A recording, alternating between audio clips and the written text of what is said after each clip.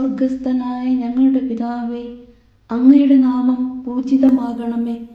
അങ്ങയുടെ രാജ്യം വരേണമേ.